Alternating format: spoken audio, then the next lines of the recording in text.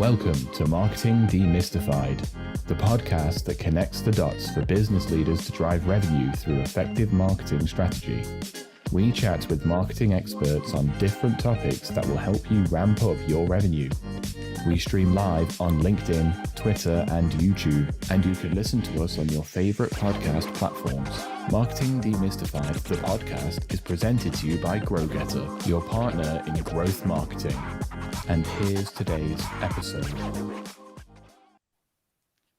Hello, everyone. Welcome. Having a good website can help drive business growth. From the right look, content, setup, to making conversions happen, it all works together.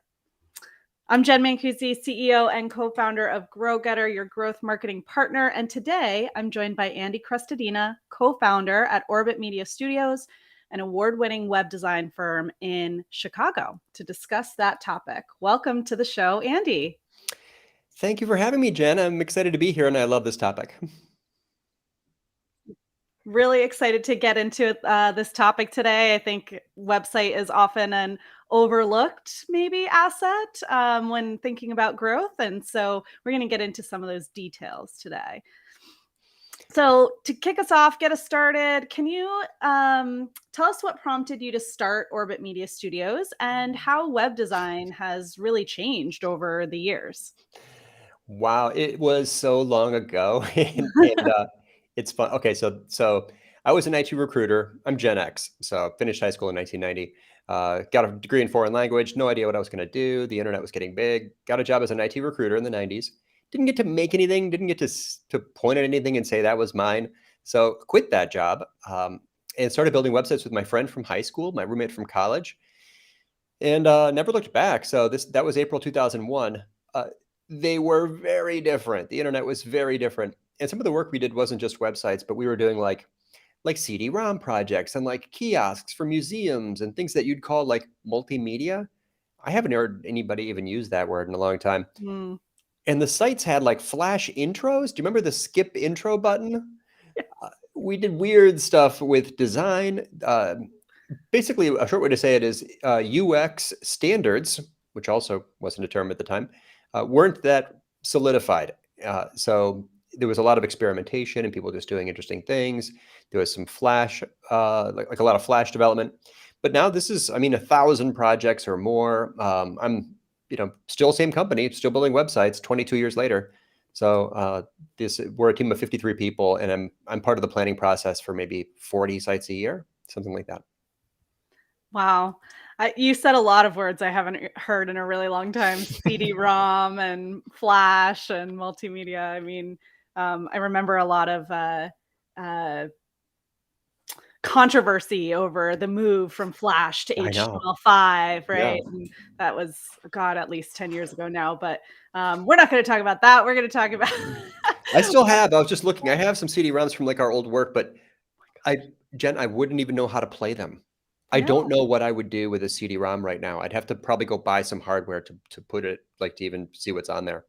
I don't even know if they make hardware to read CD-ROMs anymore, but that was how that was our internet before, right? And Carta and stuff like that. Anyways, I think we're off topic already. Websites. Okay, websites. Back to websites. So let's, thinking about like what makes a good website today, what are some of the elements that you would think are important from your perspective to making a good website? Sure. Well, we should all be familiar with analytics, now better known as just GA4. The two main sections in GA4 align well with the two main goals of websites. One is called acquisition, the other is called engagement. Those are the two big sections for reports on the left side when you're in the report section.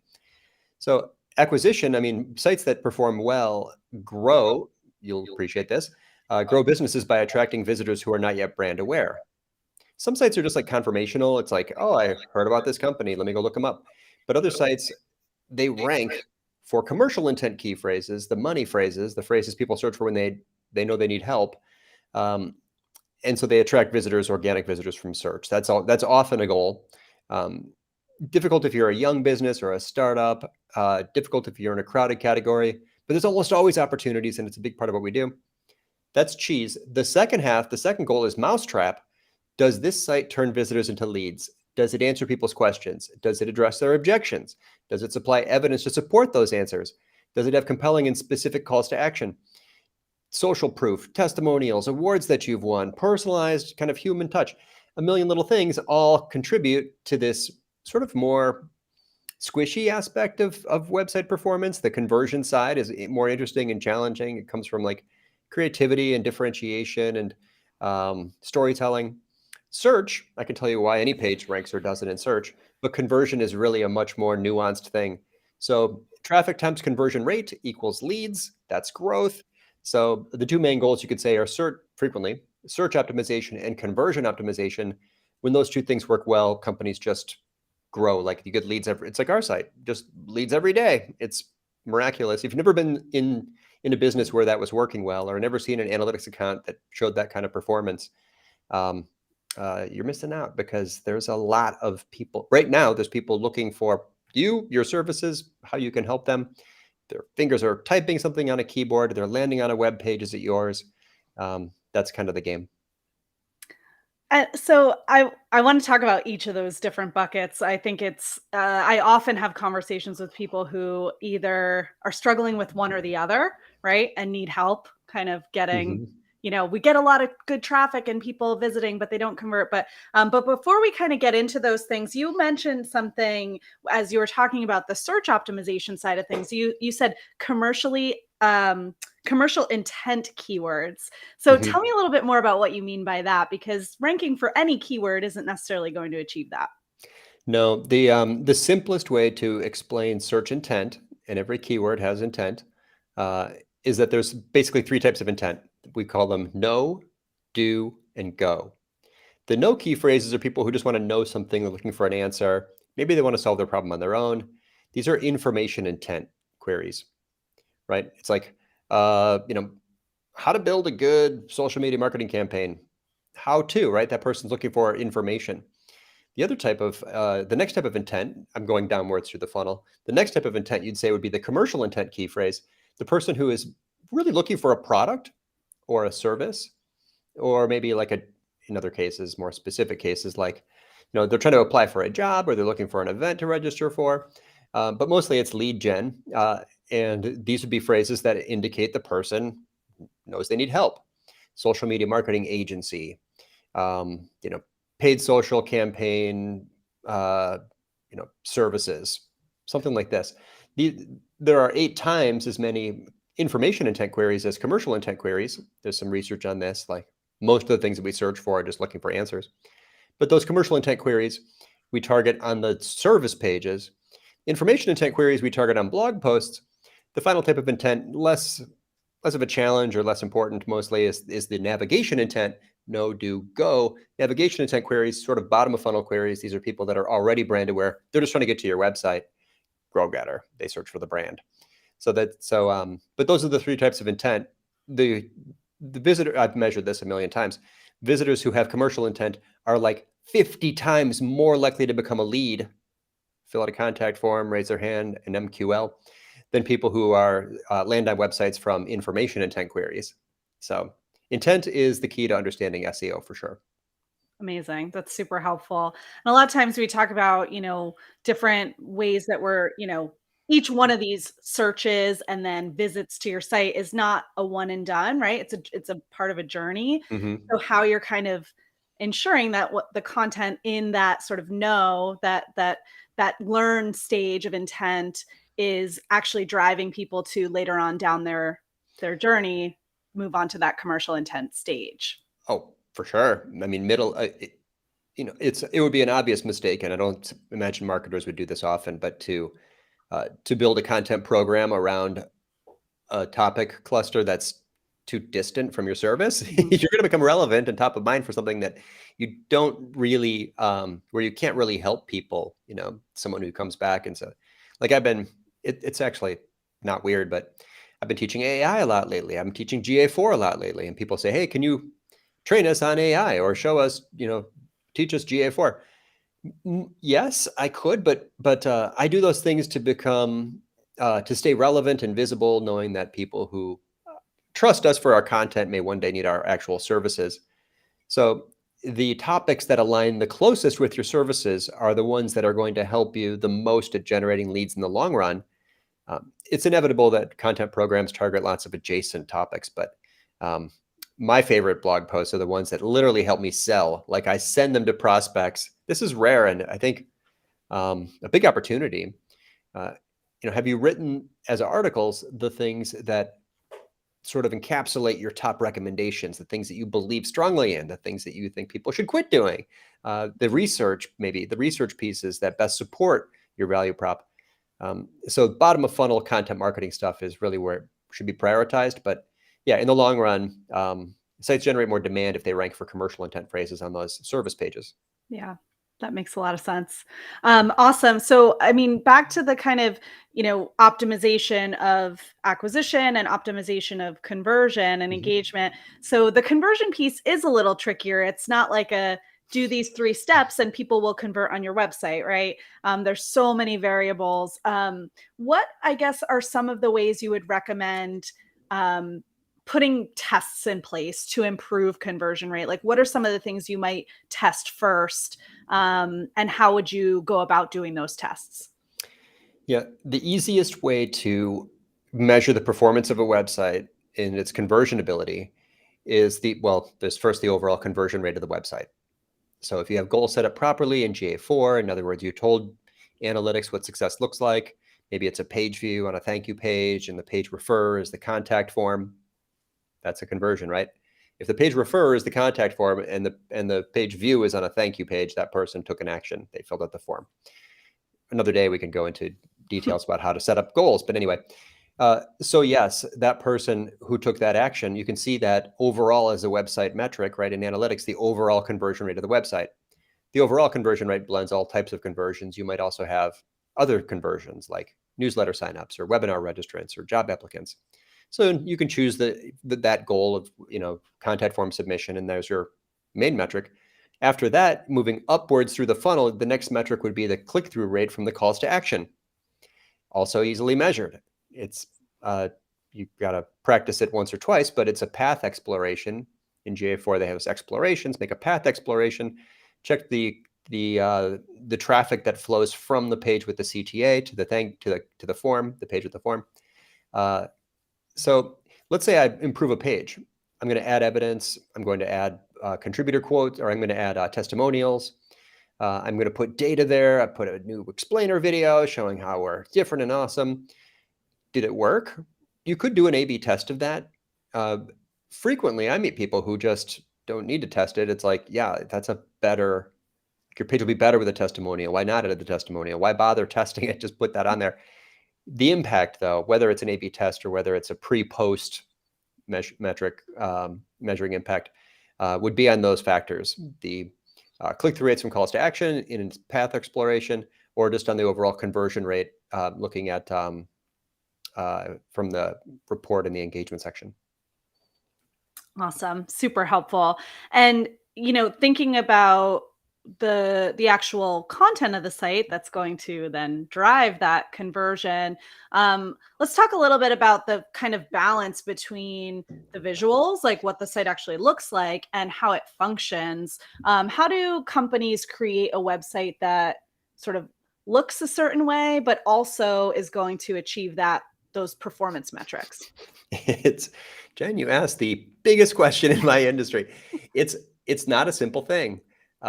There's a lot of so think of it this way. Every web page you've ever seen on the internet was a combination mostly of 3 things. There's a brand, good or bad. There's content, pictures and visuals, good or bad. And there's the UX and design and, the interface, good or bad. So it takes some skill to look at any page or any website and separate those in your mind. Wow, that's a cute brand, bad website, or this is good writing on a weird design. Like, you can actually separate these in your mind. So during a web design process, to get approval and guide a client through the process, we separate these in our approach. First step, stakeholder interviews. Understand what the key messages are. Why are people on this website? What do they care about? Why wouldn't they fill out the form? What do they hate about searching for these services, or what are they? What evidence would be the most compelling to them? What are the objections we have to address? And then simultaneously, you start building the content and planning the layout. Present the layout and the content in context so the client can see the flow. It's not designed yet. It's a black and white blueprint. But when you show the client that new web copy, conversion copywriting with the SEO attributes, in like a house has a floor plan or like a blueprint, they can begin to see how the visual hierarchy will eventually work. Great. Once that's approved, now you add all the styling. Now you add the brand alignment. Now you add the colors and fonts and the specific images. So it's an iterative process. And there's tension between some of the goals occasionally, but in the end, there's a true story in the life of every visitor to every web page. And the job of that page is to satisfy their information needs, to help them disqualify themselves if they're not a fit, to help them find a quick answer if they're just there. What the best pages emulate a sales conversation with the top rep. So that's why those stakeholder interviews and that planning of the flow are so important. I think actually, like what we're talking about here, this like form and function conversation is very closely aligned with the kind of search and conversion conversation, because like I always think of it as like sometimes you're optimizing for robots, right? That's the SEO piece. You're trying to get top ranked in search, and sometimes you're optimizing for people. And you actually need people to navigate that website and convert on it. So that balance, that blend of the two is really critical, and it's sometimes tricky. And one of the things I've seen happen quite a bit, whether in my own experience or with others, is companies work with somebody like you. They build this beautiful website. It's optimized. It's converting, and it's all great. And then it's in the hands of the client on their own, of their own accord. And I think the tendency is to add more content, more words on the page to explain everything that you do to get people to convert. And that, to me, is a big mistake, right? You don't actually have to give away all of the details of everything that you do on your site. You want to get people interested enough to want to reach out and talk to you. Sure. So I guess, how do you think about like now managing your site? You've built this beautiful thing and it's launched, and day one, it looks the best that it ever will. How do you prevent it from sort of decaying over time? Yeah, there's a couple of things there. One, it's the client's website. It's not my website. It's not my, and I am accountable for the goals of the site, post-launch. But these sites will last for like 4 years or longer. So the client can do whatever they want. It's their site. And I will be here to help measure any impact of any change they make. And, we try to be we're the support team. So if there's an issue, they fill out a ticket, we respond right away and can take care of all, or they have ideas, they have new changes. But ultimately, they're the ones who know their audience the best. They're the ones who are the guardians of their brand. So I believe that everybody should be autonomous and able to do whatever they want to with their website whenever they want to, right? It's like For a sure. car. Yeah. Okay. But the other thing you said, and it's super interesting to me, and there's a huge debate about this, of course, is there, are these conflicting goals, attracting visitors from search and converting visitors? I have conversations internally about this. People say, well, I could do that, which might improve performance in search, but it will cost us on the conversion or engagement side. I'm not convinced, nor have I really seen that much data that shows that these are conflicting, because really search is trying to give the visitor a page with great answers, and visitors want to land on a page with great answers. So if you add detail to pages that satisfy information needs, that's good for both search and conversion. If the page answers all the visitors' top questions and addresses their objections, touching on the related topics and keywords, semantic SEO, that's good for both search and conversion. But what happens, and Jen, I get it, it does get long. These pages tend to get long. Some of the top performing pages on my site are actually quite long. So there we have to balance and make decisions about, if our brand voice is concise and we don't give away everything, we touch on it at a high level. If that works, great. You'll see it in your analytics. Or if our visitors are really hungry for details, they're skeptical about the players in this category, maybe we need to give them more and more information. Okay, if that works, you'll see the performance in your navigation or in your analytics. But anyway, so this is a data-driven decision, ideally. But I do feel that same tension, and I'm perfectly aware of that moment when you're deciding, like, I could use a really fun tagline in my H1 header, or I could just simply describe what we do in keyword-focused 8 words. Yeah. It's real. The struggle's real. Totally. As long, I think, as it's conscious, right, as you're making those decisions, then, and like you said, data driven. If you're monitoring the data, then there's no wrong answer. And I agree, it doesn't have to be conflicting, but both sides have to be taken into account when you're making those decisions. And we just got a comment from Suzanne, like, these things can be, from Suzanne, these things can be changed. Yeah. So we always say digital ink is never dry. You didn't agree with our initial recommendations. We can try it your way and see if the results. And then if you wanted to reconsider and adapt it or try something else, we can keep. So it's really marketers who had maybe a background in print or sort of graphic design focused marketers who are who tend to think there's something final about a website. I've got news. No website's finished. No website has ever been finished. Every website will change. So whatever you're trying, just check your conversion rate. That's your scoreboard for the game. Check your search traffic. That's your scoreboard. And then go see if you can beat yesterday. And try whatever you want. What would you like? Make it longer, make it shorter, make it punchier, make it more specific or detailed or high level. In the end, it comes down to visitor clicks, web page loads, they see pixels, what happens in their brain when they interact with this content. And it is mostly about the content, more about the content than design in my experience. Most of our visitors are on our sites to get information, and far fewer of them just want to see if it's pretty. Yeah, totally. And also, this is sort of the beauty of being able to do A/B testing.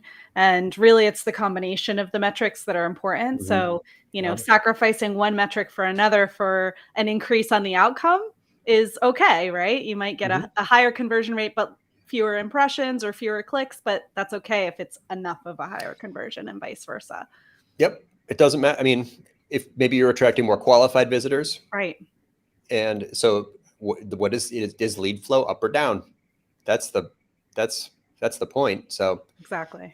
Everything that I've said so far are basically like best practices, but you don't need best practices if you have your own data. I have a friend, Brian Massey, he says, best practices are good hypotheses. That's all. That's what they are. Yeah. Absolutely. And it gives you a place to kind of shoot for when you don't know maybe what your baseline metrics are. I just want to take a quick second to say, love all of the interaction happening in the chat. We're not getting to comment on every one of your comments, but we see them coming through. Jay, Sue-Ann, Alan, Peter, it's so great to have you guys on here. Deepak. So keep chatting, and we're going to keep chatting as well. So you mentioned, some people might have their websites for 4 years or, more or less or whatever. What time frame do you sort of recommend a business think about creating a new or refreshed or redone website, and why? Yeah. According to my research, the main reason why people want to redesign a website is because they feel like the messaging has changed, like their business has moved on. They'll say, like, this isn't how we talk about it anymore. That's actually ironic to me, because the messaging and the words you choose are something that is mostly easy to change through a CMS. Hypothetically, change all your words, change all your pictures. You could have a totally different position tomorrow if you update every page and update all the content. But there is a moment when people just when websites just must be redesigned. You don't want to be the last company in your category to redesign usually.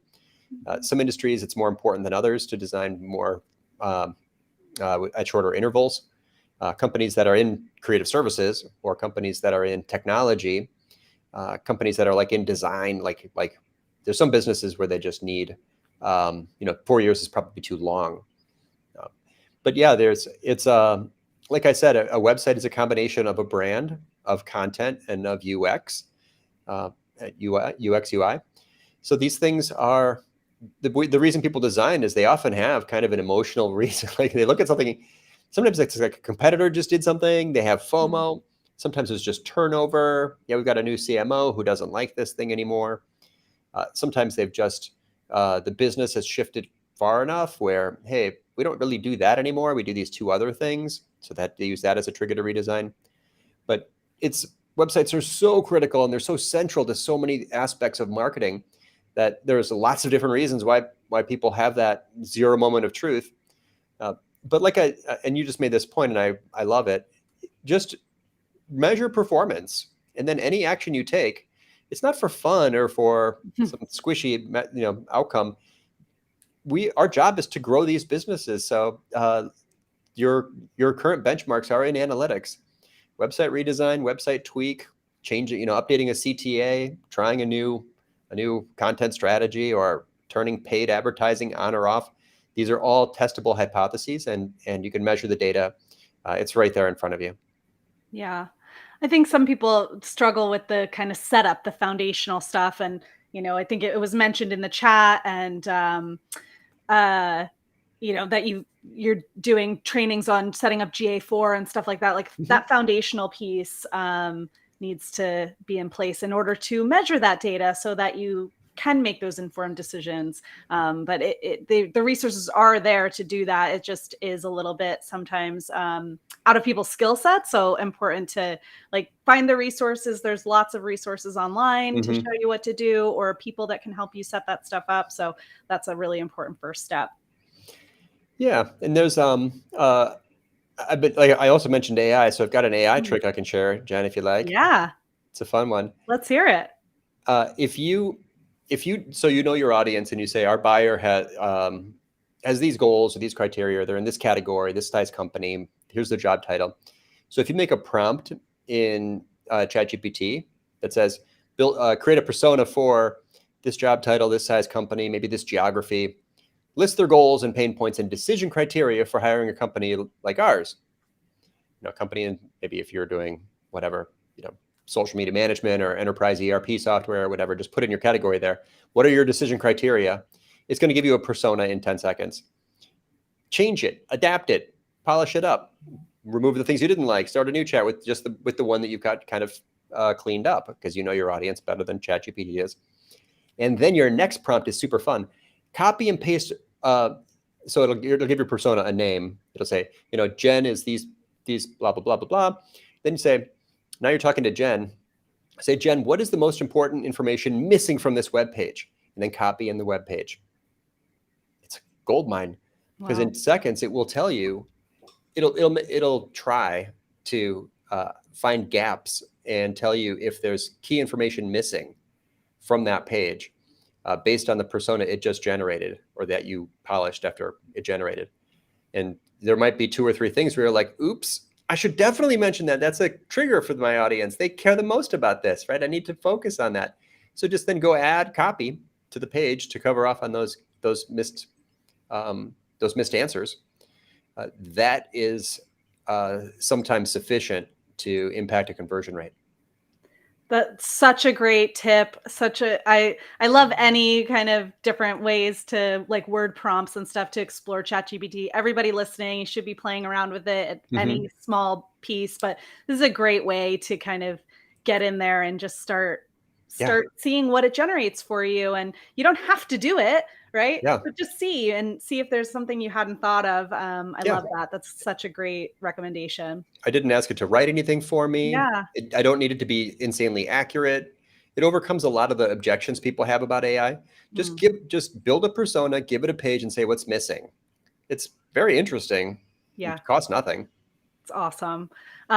There's a question that came in from the chat that I want to ask. I have my own strong opinions about this, and I'm dying to hear yours. What are your thoughts on gating website content or making it easy to download without forcing visitors to provide an email? And does the size of your list make a difference? Well, it comes down to goals. So I'm a digital strategist, so I'll start with goals. If your main goal is to grow your list, then gating will grow your list. That you sacrifice other outcomes, it can reduce sharing and it can reduce linking. If your main goal is to rank for that commercial intent key phrase, in my experience, if you don't gate content, it makes it much more accessible. People will reference it more often. For example, original research. I've published pieces of original research that have been linked to thousands of times, like 2,000 websites have linked to this piece of research. I don't know for sure, but my hypothesis is that I would not have had that much linking and authority benefits, search ranking benefits, had I gated the whole thing, right? What would it be? Be like a landing page with a form, and then you get a PDF. People aren't going to link to that, right? So, or not nearly as much. So I think that what you're making a decision about which of your goals are the more important goals. In the long run, I mean, I can't fault anybody for trying to grow their list. That's one of the most important marketing outcomes. But for me, I'm meeting all. I've never gated anything. I don't use HubSpot or any marketing automation. I'm generating hundreds of leads a year and have close to 1 million visitors on my website per year. So I'm meeting my goals without gating content. One last point, I've done research on this and surveyed B2B buyers versus B2B marketers. Marketers are very uptight about gates, strong opinions, right? They love or hate them. But in my survey of B2B buyers, it just showed, would you be willing to give your email address for something valuable? Yes. I don't think it's that consequential of a decision from the point of view of the audience. If they want it, they'll give you their address if maybe they need it. But so that's just a perspective. Again, your data will guide you if you try different options. Love it. Yeah, I think I think there's a time and a place for gating content. Certain types of content once in a blue moon is worthwhile. I think it's helpful to see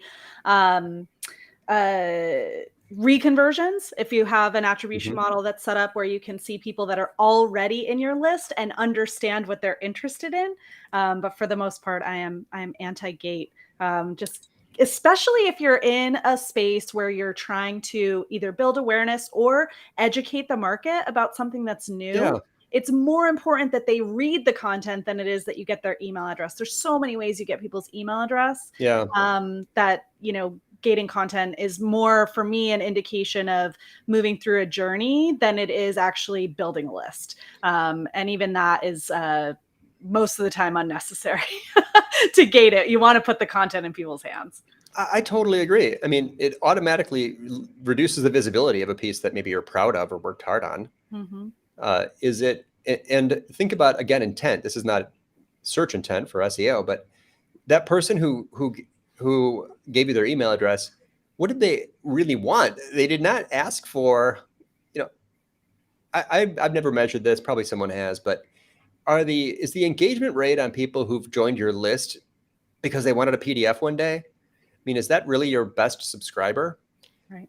I don't know. I mean, it's if you want to win, I mean, content marketing is a test of generosity, and the brand that gives away the most helpful, useful advice wins the most visibility and leads and love. So I've just gotten great results by just working hard and rushing to just give out any value I can that's useful to the audience, and then just keep going. I mean, this is a business. I'm an example of a company. We have 7 million in revenue and have never bought an ad. How's that possible? I know very well that I'm in a contest of generosity, and I'm working hard to give away all my best advice every day.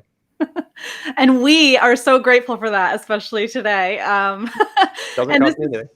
Yeah, this is a great segue. I mean, you're a master at creating valuable content that's ranking, driving results. We've already talked about those different ways you can track those results.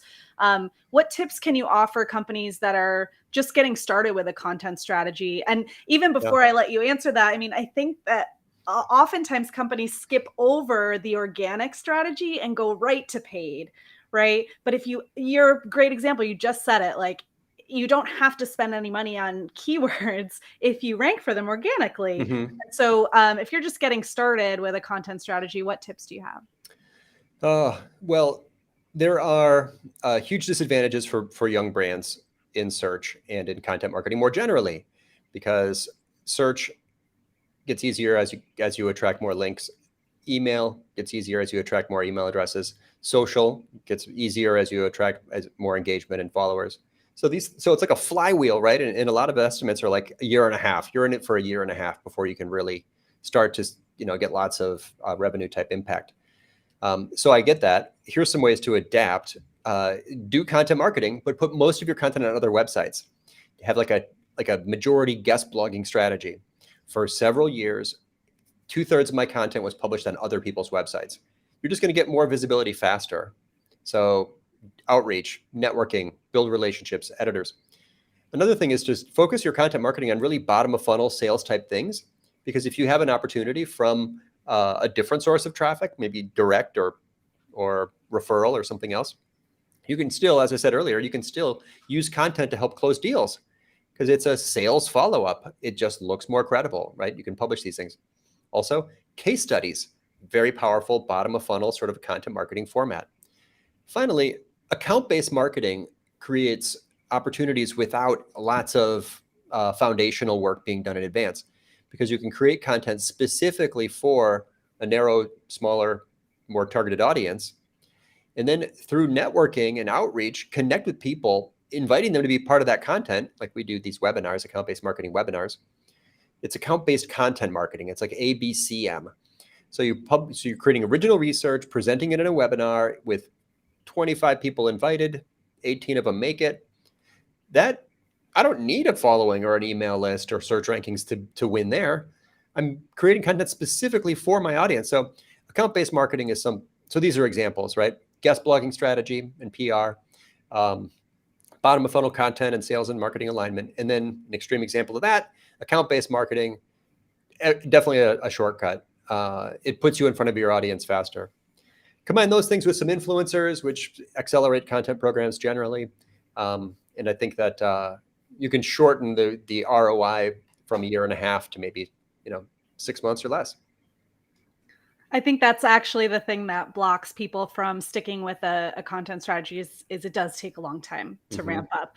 But I usually try to encourage people to look at the little incremental increases and different metrics along the way. Like you might not be at your goal in a month, but you can start to see things tick up, and it's important to kind of celebrate those little wins because they do build up into something bigger. Now, something you said about, I think it's a great strategy to kind of reach out to your network or use influencers or whatever and have your content be elsewhere where there's more authority. But one thing that's super important and is not always a given is to ask for that backlink, because a lot of times people are happy to post content on their site or whatever. And if it doesn't have that link back to your website, you don't get as much of the benefit. Yeah, it's there's a thing called link reclamation where you set up one of those free tools like Talkwalker alerts, where any mention of your brand shows up in your inbox once a week. Go look at those. Did they link to you? If not, it's a pretty easy win. It's one of the lowest hanging fruit kind of link building strategies. Just link reclamation. There was a brand mention that wasn't linked. So you reach out and you try to be friends with that editor or ask. It's like, I don't know. I'm not worried about it for myself anymore. But if I was earlier in my career, a podcasting strategy, right? Oh, this became a page on your website. Did that, you mentioned Orbit Media, but didn't link to it. Then if you want to get fancy or more nuanced about it, if you can, get links directly to your service pages. If you can, get links that use a target key phrase in the text of the link. If you can, get links from sites that have high domain authority themselves. But yeah, these are all the little things where, you're never going to measure the specific impact from one link, but it's like, eat your vegetables, go to the gym, and pay attention to links to your website. Those are the foundations of a good day. I love it. Yep. And another thing that's great to do is kind of listen for requests for content, right? There's always there's Harrow, there's other kind of places where they're like, hey, anybody have a quote about this topic? Yep. And, our team is great at finding those and submitting for them. It's a great way to get backlinks and to be talking about topics that you are expert in. Good for you, Jen. I think it's only maybe 5% of marketers even do that kind of thing. It matters a lot. Another philosophy, if it is a contest of generosity, you're going to get what you give. So for me, I never write an article without a contributor quote from someone. That's built a network for me, and these kind of sometimes reciprocal relationships where people then think of me for something else. Like if you make a piece of content and then try to get someone to be part of it or share it or read it, you're a little bit late. Include influencers in the process of creating content by asking them for contributor quotes. Keep doing that and people will start to ask you for contributor quotes. Costs nothing. Yeah. It makes your content better. It's good for your network. It checks all the boxes.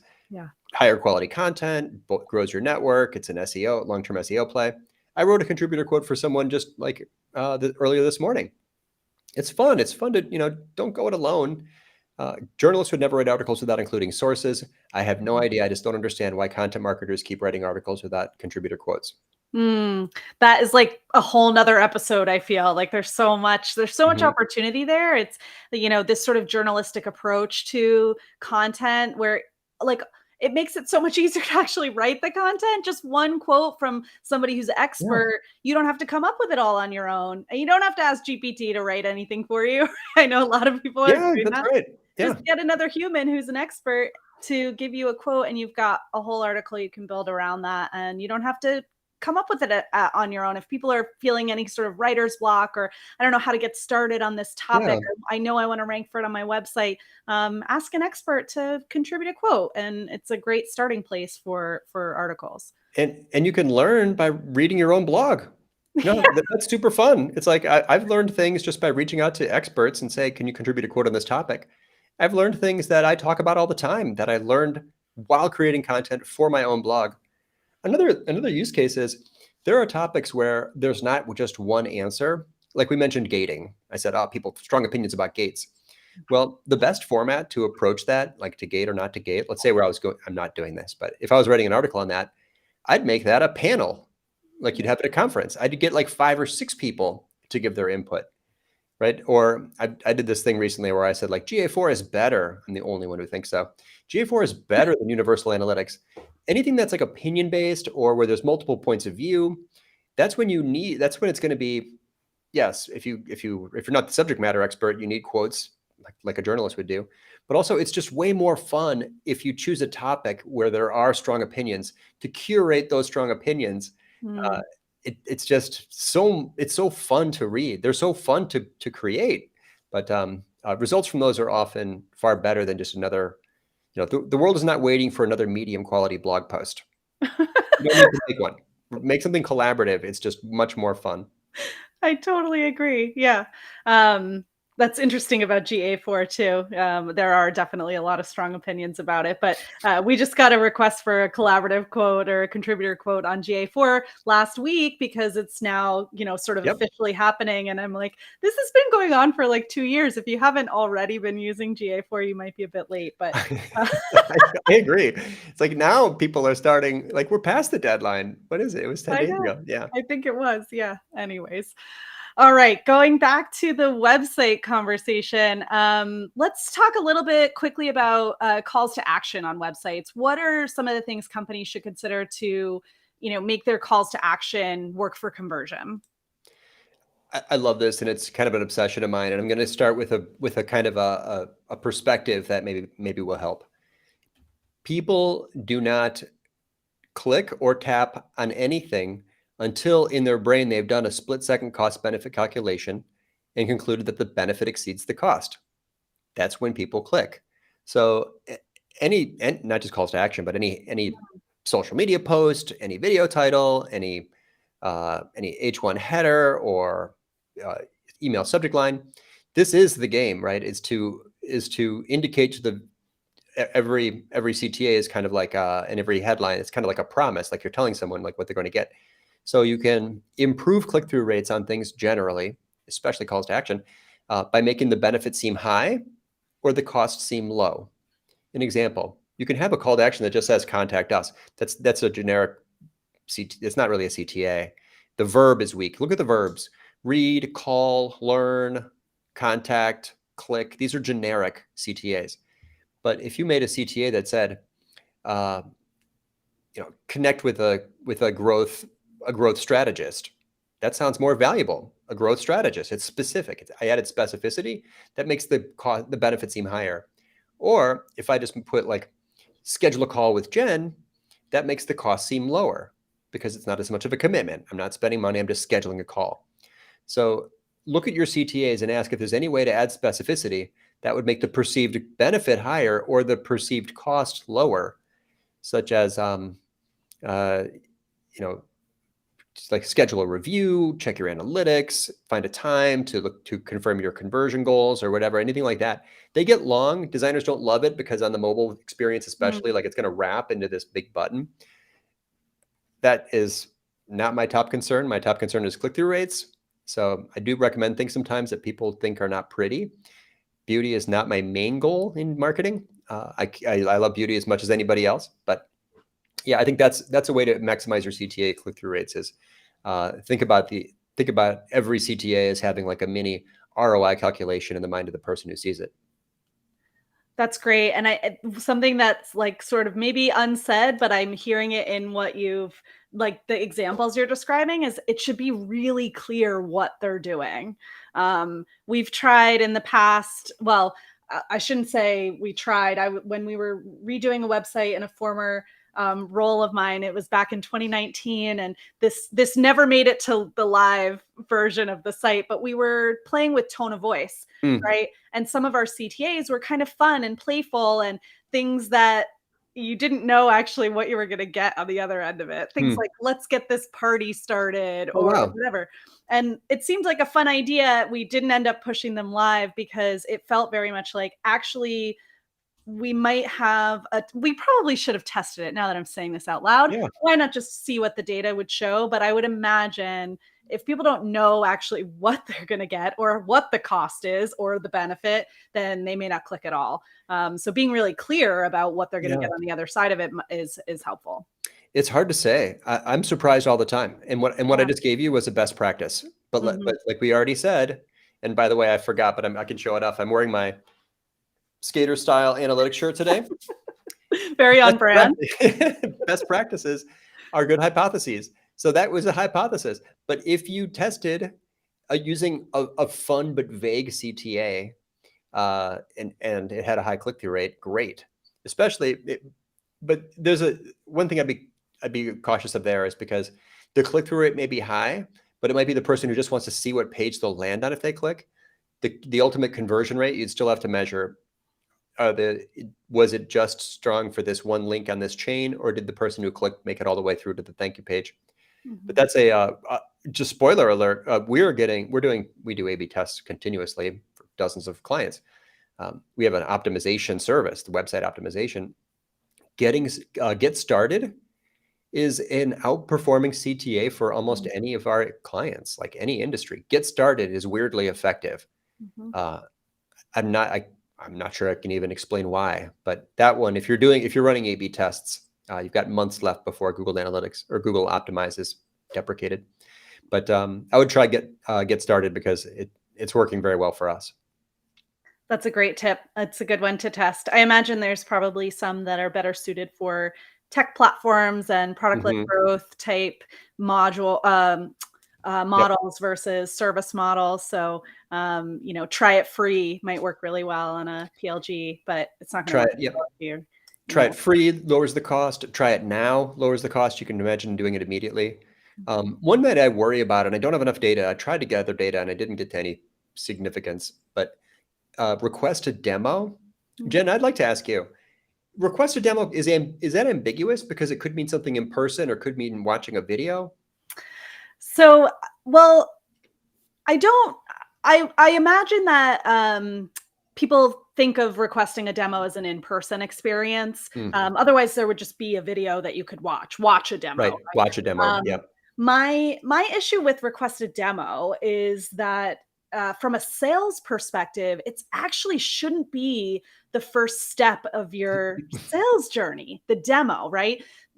The buyers, the people that you're selling to, if you're a tech platform and you're doing demos, these people are seeing really cool, shiny technology all the time. So seeing your shiny piece of technology and nodding their heads and getting excited about it is not an indication that they're going to buy. So I'm a big believer in doing like really deep discovery before the demo. And I know a lot of people don't like to kind of take that step, but I think understanding the customer is more important than showing the tech. So this is near and dear to my heart because we did make that shift on our website in my old company from request a demo to request a discovery or something like that. I forget exactly how we worded it. Lots of A/B testing, multivariate testing to get that one right. But that's more my issue with the demo than whether or not it's virtual or in person kind of thing. Yeah. Is that really it skips over that discovery step, which I think is really critical. I agree. I mean, everyone has a lot of tools. If you're in MarTech, I mean, everyone has a lot of tools. If you're in SaaS, people are not excited about having another login in their life. So that's an interesting insight, and a big question is like, part of, I think, what visitors want to do when they land on websites is to look for information that will help them disqualify themselves or disqualify that offer as an option, because there's so many, we're so flooded, there's so many different options. So addressing objections, helping people get out of your funnel, telling people that there's just one step in between, like the discovery call. I love that. These are really, ultimately, this is how conversion works in human psychology, is that the person has exhausted all of their objections, basically, like their excitement exceeds their fear. And that's when the person will take action. One quick tip: if you write a sentence that says "even if" in its grammatical form, you're very likely addressing objections, which is powerful. People can use you even if. Just write that sentence as a draft and consider where it leads you as conversion copywriting. Most sites do a very bad job of objection handling.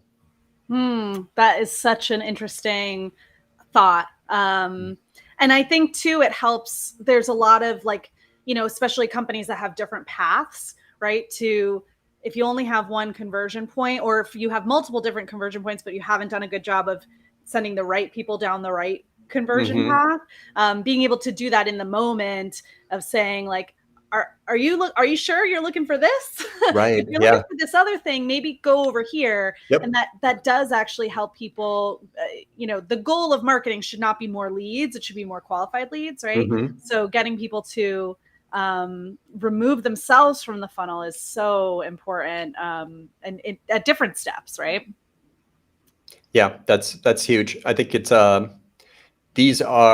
this is really what it's about. I've seen it done well on certain sites. It's like, you're probably not a fit if, and they make a video saying, yeah, we do video production, but if you want to be very detail oriented and hands-on managing every step in this, we're probably not the best fit for you. Or there's amazing case studies of people who publish their costs, their pricing, budget requirements, because nobody wants to be an unqualified lead. It's a waste of their time and your time. And so, yes, you said that perfectly, Jen. It's not about more leads, which is, my friend Matt says the best marketing data is in your CRM. So you can improve your conversion rate and not impact the business.